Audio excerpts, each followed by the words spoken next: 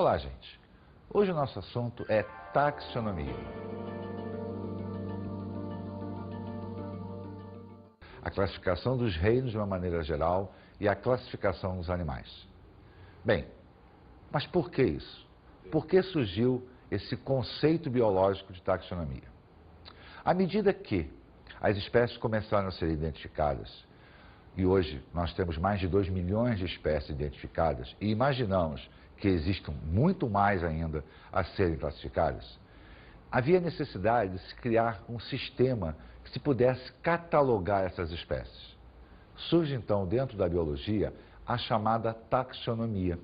A taxonomia, então, é um conjunto de regras que visa a organizar a identificação de todas as espécies existentes no nosso ecossistema terrestre. E essa classificação, ela parte do princípio natural de um grande mestre naturalista chamado de Carl von Linné, que nós conhecemos no meio biológico como classificação de Linneu. Então, a classificação hoje, muito mais detalhada do que, obviamente, Linneu executou na sua época, é baseada no sistema natural, onde se dá ênfase aos aspectos bioquímicos, comparações anatômicas, para que os animais, vegetais e seres, de uma maneira geral, sejam enquadrados em determinadas categorias. Vamos escutar aqui um comentário a respeito de Carl von Linné. Vamos a ele. As plantas só diferem dos bichos e do homem por sua falta de movimento. Carl von Linné. Vira o pensamento de Linné, mas mesmo assim, a moderna classificação é baseada na sua classificação natural. Bem, e como nós fazemos hoje? Nós fazemos através das chamadas categorias taxonômicas. E a base da nossa categoria taxonômica é a espécie. E o que nós pensamos que é uma espécie? Espécie é um conjunto de seres semelhantes, capazes de cruzar entre si em condições naturais, deixando descendentes férteis. Então, para que nós consideremos indivíduos de mesma espécie, existem duas condições básicas. A primeira, que eles possam cruzar entre si. A segunda, que gerem descendentes férteis. Então, a partir dessas espécies, a gente começa a agrupá-las de acordo com características semelhantes, tanto anatômicas quanto bioquímicas. Então, as espécies são agrupadas em gêneros. O gênero, então, é um conjunto de espécies. Então, você pega várias espécies que apresentam características semelhantes e agrupam numa unidade maior chamada de gênero. Mas os gêneros também apresentam características comuns. Esses gêneros, então, são agrupados em famílias. As famílias, então, representam um grupo maior que reúne vários gêneros diferentes. Acontece que existem várias famílias com características semelhantes. Essas famílias, então, são agrupadas em ordens. As ordens, então, são um nível maior de agrupamento, onde enquadram famílias que apresentam características semelhantes. Várias ordens, então, são reunidas, organizadas em classes. Essas classes, então, são mais abrangentes, reunindo várias ordens que apresentam semelhanças, seja de origem anatômica, seja de origem bioquímica. Várias classes, então, são agrupadas em filos. Os filos, então, são grupos bem maiores que abrigam várias classes. E esses filos, então, convergem para um único ponto, o reino. Então, o reino é de abrangência maior. Ele engloba, então, características que valem para todos os indivíduos enquadrados dentro dele. Então, nós vimos desde a unidade mais básica, que era a espécie, até atingir a unidade maior, que era o reino. Mas é óbvio que, às vezes, nós necessitamos interferir, porque nem tudo é exatamente igual. Podem existir detalhes para mais ou para menos. Por essa razão, existem variações denominadas de sub ou super, dependendo da necessidade de classificação. Bem, Mas existe uma maneira muito interessante de nós aprendermos essa ordem, né? É a ordem que nós vimos da espécie ao reino. E se nós falássemos do reino para a espécie, a sequência seria reino, filo, classe, ordem, família, gênero, espécie. Muito bem, existe um método mnemônico para se gravar esta sequência. Vamos escutá-lo. O rei filósofo classifica de ordinária a fama dos generais espartanos. Bem, gostaram? É uma maneira divertida e prática de se gravar a sequência, desde reino até a espécie. Bem, modernamente, todos os seres vivos são enquadrados em 5 grandes reinos. O primeiro é o reino Monera, onde estão enquadradas as bactérias e as cianobactérias. O segundo, o reino Protista, onde nós encontramos os protozoários e as algas inferiores. O terceiro, o reino Fungi, onde nós encontramos os fungos. O quarto é o reino Animalia ou animal, onde nós encontramos os animais superiores. E o quinto, o reino Plantae ou vegetal, onde nós encontramos as algas e vegetais superiores. Mas para que a gente possa efetivamente entender essa mecânica, vamos observar a organização, a classificação da nossa espécie. Como o homem é classificado tecnicamente dentro da moderna nomenclatura taxonômica. Vamos observar aqui. Nós somos animais. Consequentemente, estamos no reino Animalia. Então, reino Animalia ou reino animal, dá no mesmo. Bem, só que o reino animal engloba todos os animais. E aí? Bem, agora vamos descer uma escala. Então, o reino é Animalia, vamos ver agora o filo. Bem, o filo é o filo Chordata. O que é filo Chordata? Chordata são os animais que durante a fase embrionária apresentam um eixo dorsal chamado de notocorda. Então, todos os animais que na sua fase embrionária apresentam um eixo chamado de notocorda são enquadrados dentro do filo Chordata. Acontece que existem animais que essa notocorda permanece e outros animais, como é o nosso caso, que ela desaparece. Então existe uma unidade abaixo do filo. Vamos observar. É o subfilo. O subfilo é o vertebrata. Por quê? Porque nós teremos a nossa notocorda substituída pela coluna vertebral. Então, dentro do subfilo vertebrata, estão enquadrados todos os animais que nós conhecemos como vertebrados. Então, olha, o reino é o animal mais abrangente, aí eu tenho o filo Chordata, né, ou cordados, onde todos os animais que têm notocorda estão ali dentro. Aí eu venho com o subfilo, onde a notocorda desaparece e vai aparecer a coluna vertebral. Repare que o sub aqui não é apenas uma escala menor, é uma especificidade do filo. Bem, dentro do subfilo vertebrado, então, nós vamos para a classe mamália, que são os mamíferos. Então, dentro dos vertebrados, nós temos os peixes, os anfíbios, os répteis, as aves e os mamíferos. Nós, então, estamos dentro da classe mamália, que representa os mamíferos, os animais que mamam. Então, olha lá, ó, reino animal, filo Chordata, subfilo vertebrata, classe mamália. Agora vem a ordem dos primatas. Então, a ordem primata engloba nós, homens, os macacos também são primatas. Então, repara que nós estamos começando a restringir o quantitativo de espécies abrangentes. Eu tinha o geral e estou começando a tornar mais específico. Bem, dentro da ordem dos primatas existem várias famílias. A nossa se chama Hominidae. Então, a família Hominidae é aquela onde nós estamos. Nesse caso específico aqui, da nossa espécie, nós somos os únicos representantes desta família. Se nós pegássemos a classificação de um outro animal qualquer, existiriam várias famílias, ou melhor, várias espécies dentro da mesma família. Mas no nosso caso, nós somos os únicos representantes da família Hominidae.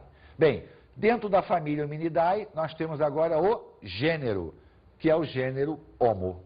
Então, nós somos do reino animal, filo Chordata, subfilo Vertebrata, classe mamária, ordem primata, família Hominidae, gênero Homo. E a espécie? A espécie é Homo sapiens. Então, nós somos da espécie Homo sapiens. Acontece o seguinte, a espécie Homo sapiens já evoluiu. Nós já somos mais evoluídos do que o primeiro Homo sapiens que apareceu. Então, nós já somos uma subespécie. A subespécie denominada de Homo sapiens sapiens. Então, na realidade, subespécie não é algo menos, muito pelo contrário, é algo mais específico, tá? A palavra sub, dentro da classificação taxonômica, significa mais especial. Quando é mais abrangente, nós utilizamos a palavra super. Quando é mais específico, nós utilizamos o prefixo sub. Então, olha, a nossa espécie, dentro do processo de evolução, era Homo sapiens. Mas nós já somos mais evoluídos, já somos os Homo sapiens sapiens. Então, desta maneira aqui, você acabou de observar a classificação taxonômica da nossa espécie, da espécie humana. Viu como é que é interessante? Muito bem organizado, de tal maneira que se parte ou do geral para o específico, ou do específico para o geral. Vamos ver agora as regras de nomenclatura. Por que regras de nomenclatura? Imagine a seguinte situação. No Brasil, cachorro é cachorro, cão, cachorro. Nos Estados Unidos, dog. Na Espanha, perro. Já pensou em cada país, em cada pedacinho do mundo, uma espécie ser chamada pelo nome local?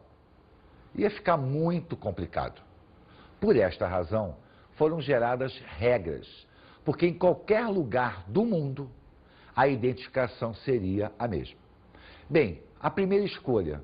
E a língua? Que língua que iria se utilizar? Utilizou-se o latim. Então, a regra de nomenclatura diz que todo nome científico deve estar escrito em latim ou deve ser latinizada. Reparou na nossa espécie? Animalia, Vertebrata, Chordata, Hominidae. Então, toda a regra diz que a nomenclatura deve ser em latim ou estar latinizada. Segunda regra, a maneira como se escreve. Bem, o texto deve estar em itálico e grifado. Né? Itálico é quando aquelas letrinhas ficam deitadinhas assim, né? E tem que estar destacado, tem que estar grifado. Bem, isso quando você está digitando, datilografando, é impresso. E quando você está escrevendo, não dá para você deitar a letra. Então, o que você faz? Você vai escrever o nome e vai sublinhar, vai passar um traço embaixo do nome. Ele tem que estar destacado do texto. Então, a nomenclatura científica tem que ser em latim ou latinizada e tem que estar destacada do texto. Bem, e como é que se escreve o nome de uma espécie? O nome de uma espécie, ela é binomial, então ela tem dois nomes em tese.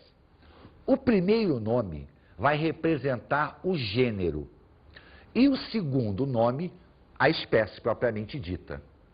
Dessa maneira, o primeiro nome deve ser escrito com letra maiúscula e o segundo com letra minúscula. Então, quando se escreve o nome de uma espécie, por exemplo, Homo sapiens, o Homo é o gênero, então ele tem que estar com letra maiúscula. Sapiens é a identificação da espécie, ele tem que estar com letra minúscula. Mas você lembra que nós já não somos Homo sapiens, nós somos o quê? Homo sapiens sapiens. Então agora, a subespécie, ela é trinomial. Ela é composta por 3 nomes. O primeiro continua sendo a representação do gênero. O segundo e o terceiro, a identificação da subespécie, espécie e subespécie. E ambos deverão ser escritos com letra minúscula. Então, o primeiro continua sendo maiúsculo, no caso do homem, homo, e o restante, sapiens, sapiens, com letra minúscula. Esse mecanismo, ele serviu para padronizar. Agora, é óbvio que as regras de nomenclatura são muito mais extensas do que essa que nós acabamos de citar. Nós citamos as principais regras, aquelas que nós utilizamos no nosso dia a dia, né? Quando as pessoas trabalham efetivamente com isso, que dependem não só para identificação a nível de museu, instituições científicas ou para intercâmbio entre países, as regras são muito mais complexas, existem muito mais regras, muito mais detalhes, até para que, quando uma nova espécie seja identificada, ela ganhe uma nomenclatura própria e não haja correspondência em nenhum lugar do mundo. Bem, para que a gente possa entender melhor isso, vamos escutar o depoimento de uma pessoa que lida com isso dia a dia. Vamos escutar o depoimento de um botânico que trabalha no museu, onde a regra de nomenclatura tem que ser seguida estritamente, não pode haver variação, porque o museu é uma instituição não só para que a gente olhe espécies que acabaram, mas sim uma instituição de pesquisa, onde a identificação das espécies tem que obedecer exatamente às regras de nomenclaturas atuais. Vamos ver. Antes das regras de nomenclatura, do Código Internacional de Nomenclatura, o que existia era era meio complicado, né? Vários pesquisadores falando línguas diferentes, falando idiomas diferentes, identificarem bichos que são os mesmos, né? Que ocorrem em mais de um país, tá certo? Então, o Sistema Internacional de Nomenclatura, ele veio para normatizar tudo isso, né? E aqui no museu, né, como em qualquer lugar, como qualquer instituição com essa finalidade, a gente segue o Sistema Internacional de Nomenclatura, no caso aqui zoológico. O Sistema Internacional de Nomenclatura existe o sistema botânico, existe o sistema zoológico, existe o Sistema Internacional que também estabelece regras para nomenclatura de bactérias, de vírus, de protozoários, tá certo? Eles têm pequenas diferenças entre eles, mas na origem eles são muito parecidos, assim. E aqui no museu a gente segue o Sistema Internacional de Nomenclatura Zoológico, né? O que acontece? Um organismo chega pra gente, a maioria das vezes ele chega morto já, tá certo? Então é feita a preparação dessa pele, no caso, por exemplo, de um mamífero, é feita a preparação da pele através de um procedimento, existem vários procedimentos, mas a gente segue alguns, né? Que é adotado na maioria dos museus, tá certo? E depois ele é catalogado no livro-tombo, ele é identificado, tá certo? Ele é identificado, é registrado no livro-tombo e recebe um número. E a partir do momento que ele recebe o número e faz parte do livro-tombo, ele não pode ser mais retirado do acervo do museu. Ele é público, ele serve para consulta, ele é um material científico para pesquisadores ou mesmo alunos poderem trabalhar com esse material. A distribuição é de acordo com os caracteres evolutivos, né? A gente pode assim dizer. Cada grupo semelhante fica próximo do seu grupo mais próximo, do seu grupo semelhante, né? Os vertebrados ficam todos juntos e seguindo uma escala evolutiva, tá certo? A gente tem anfíbios, depois na sequência répteis, aí a gente continua com aves até chegar em mamíferos, né? E a mesma coisa vale para os invertebrados, de acordo com a complexidade de cada organismo. A regra é ser utilizado o latim para se dar nome a cada organismo. E por que o latim, né? Primeiro, mais importante de tudo, é porque o latim é uma língua já extinta. É uma língua que não está viva, então ela não vai estar sofrendo alterações, ela não vai estar mudando de acordo com o tempo, né?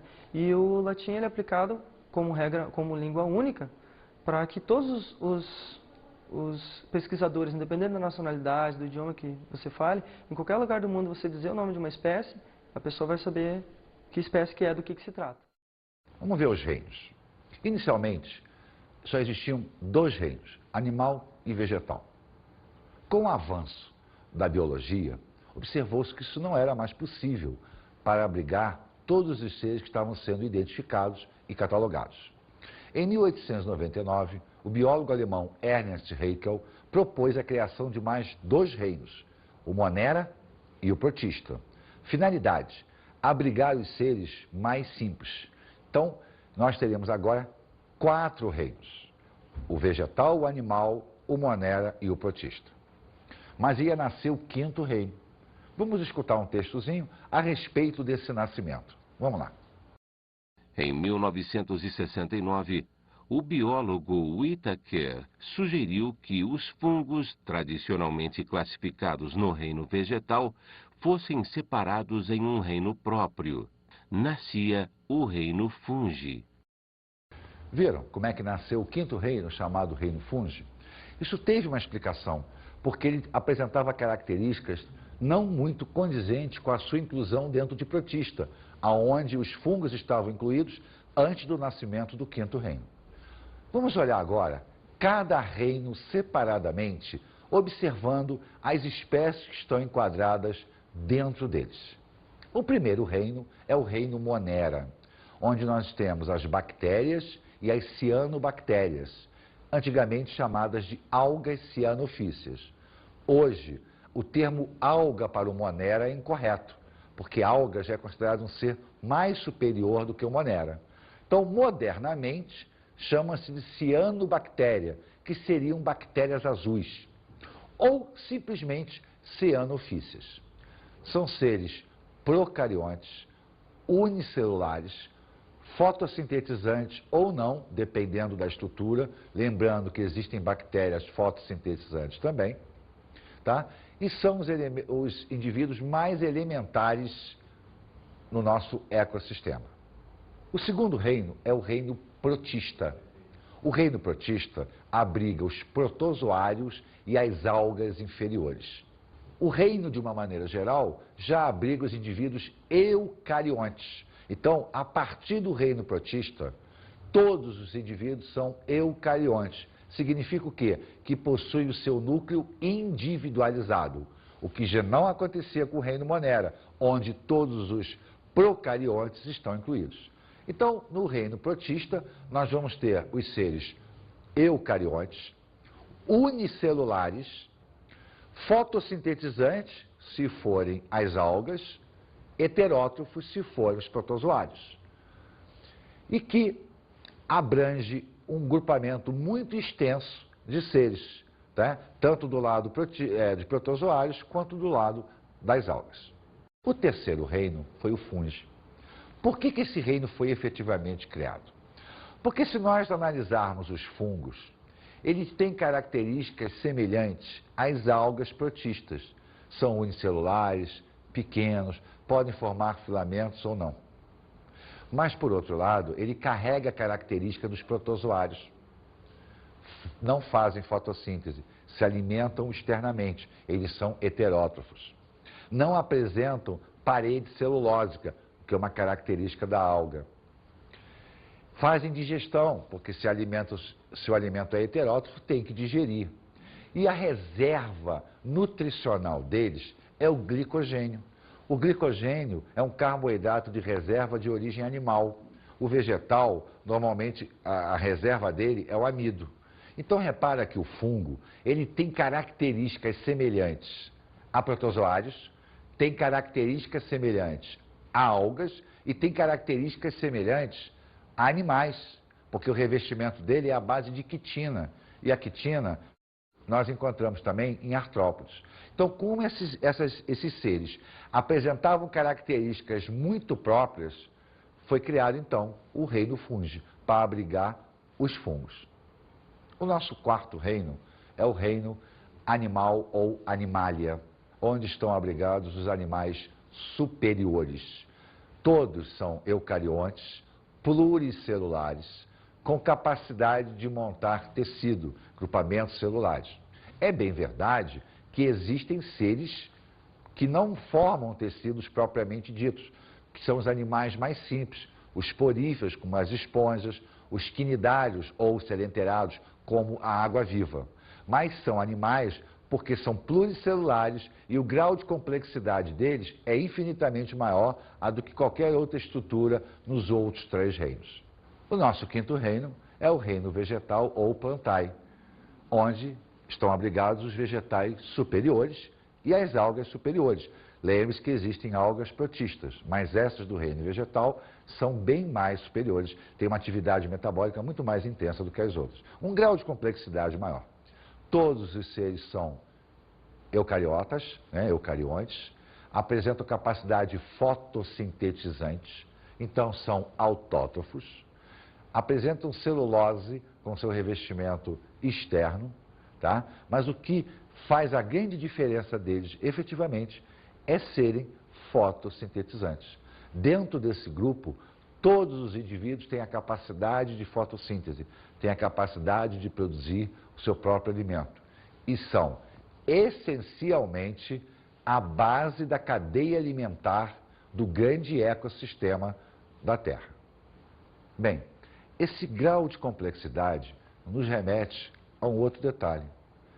Será que existe um parentesco evolutivo entre todas essas espécies? Linneu achava que não.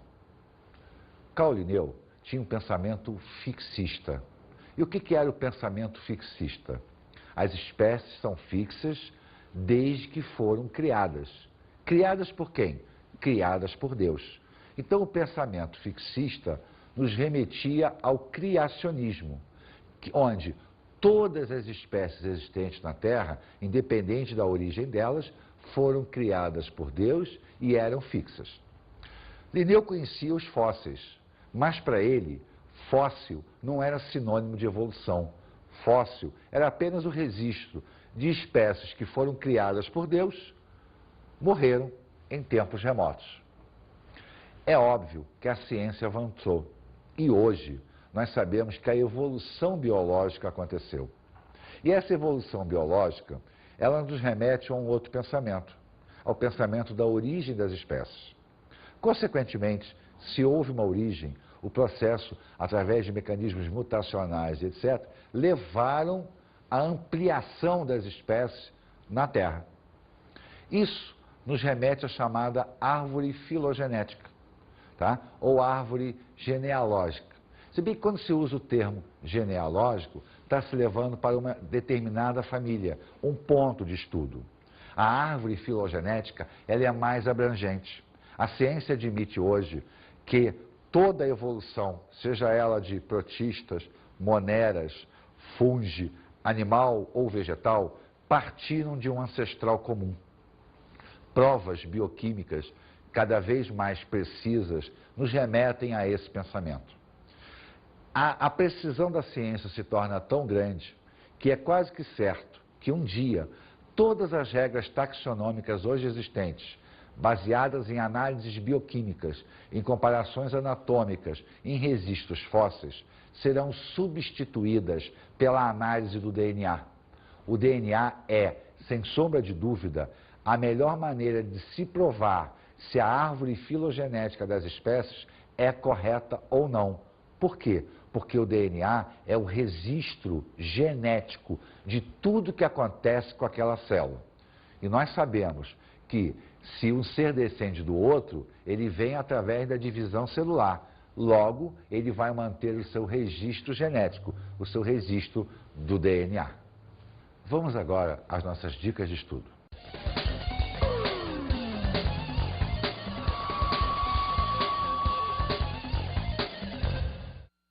Eu diria para vocês pesquisarem mais do que nós vimos hoje. Ou seja, nós olhamos a classificação taxonômica da espécie humana. Vimos o que cada unidade taxonômica representa. Procurem outros seres, procurem outros animais, vegetais. Veja como é que se classifica. Observe as variações entre filo, classe, ordem, família. Procurem ver se existem superfamílias, subfamílias, supergêneros, subgêneros. Amplie a sua pesquisa, amplie o seu horizonte. Te garanto que vai ficar muito mais interessante. Olhe também, com detalhes, cada reino. Quem são os representantes principais? Quais são as características gerais desses representantes? Porque lembra que para enquadrar num reino, eu preciso ter características comuns. Então pesquise isso. Eu acho que se tornaria muito interessante o assunto se você procurasse novas informações. Pesquise, vê se já está ocorrendo a troca da classificação da árvore filogenética. Veja até que ponto o DNA já participa desse processo de classificação. Com certeza, estudando dessa maneira, você vai perceber que o mecanismo se torna contínuo, muito mais fácil de ser aprendido.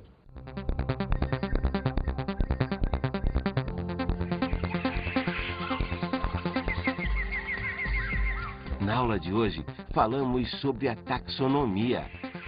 Falamos hoje sobre a taxonomia. Vimos as principais categorias taxonômicas. Observamos também as regras de nomenclatura impostas pelas novas condições taxonômicas.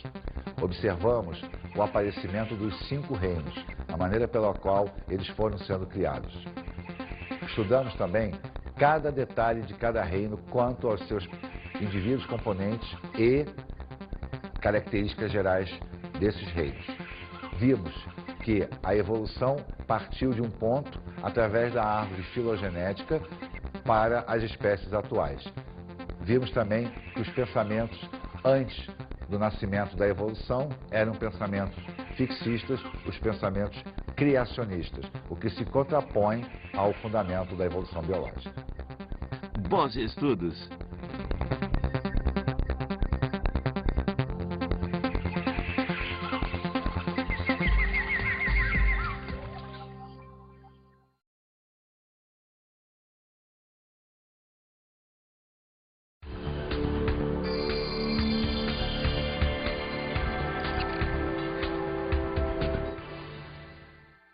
Essa aula é uma aula difícil de ser dada, não pelo conteúdo, mas pela dinâmica. Então, na minha opinião, é uma aula que deve ser compartilhada com a turma através de revistas, novos exemplos, pesquisa na internet, né? Porque senão ela se torna uma aula muito monótona. É um assunto fácil, que o aluno acaba utilizando no dia a dia, mas que às vezes se torna difícil a transmissão porque o assunto não é muito dinâmico. Então compete a nós torná-lo dinâmico. Eu acho que através da pesquisa e do envolvimento da turma como um todo, se tornará muito mais fácil a assimilação do conteúdo.